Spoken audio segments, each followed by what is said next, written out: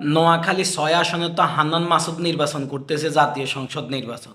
তো সে নির্বাচনকে কেন্দ্র করে সে প্রার্থী হিসেবে দাঁড়ায় এবং কি তার ব্যাচমেট ২০১৭ ব্যাচের শিক্ষার্থীরা তাকে ১০ লক্ষ টাকা উপহার দেয়। মানে আসলে বন্ধুত্ব হলে এমনই হওয়া উচিত। আবার দেখলাম যে হাসনাত আবদুল্লাহ হয়তো কুমিল্লার দেবুদ্দুয়ারে সে এমপি পদপ্রার্থী হিসেবে দাঁড়ায়, তাকেও তার ব্যাচমেট তার বন্ধুরা ১০ লক্ষ টাকা উপহার দেয় নির্বাচন করার জন্য। আসলে এসব ভালো মানুষরা যখন আসলে সহযোগিতা পায় নিজের কাছে অনেক ভালো লাগে। বিশেষ করে আমাদের নোয়াখালী হাতিয়ার যে হান্নান মাসুদ ৬ আসনে নির্বাচন করতেছে, আমার হিসেবে তাকে সবাই ভোট দিয়ে জয়যুক্ত করা উচিত। কারণ হান্নান মাসুদ এই ১ থেকে ১.৫ বছরের যে উন্নয়ন করতেছে নোয়াখালী হাতিয়ার, মানে এটা অবিশ্বাস্য। নোয়াখালী হাতিয়ার ইতিহাসে অন্য কোনো এমপি বা মন্ত্রী এত উন্নয়ন করছে আমার জানা নাই। কারণ সে ফেরি হইতে সব কিছু তার হাতের মাধ্যমে এখন হইতেছে।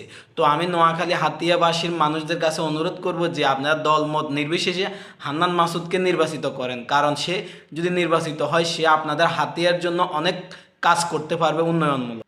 আর আয় নোয়াখালীর হলো আমি যদি পাইতাম আমি নিজেও হাতিয়াতে হান্নান মাসুদকে যে একটা ভোট দিয়ে আসতাম, কিন্তু আমি তো পারবো না, আমি নোয়াখালী সেনবাগের ভোটার।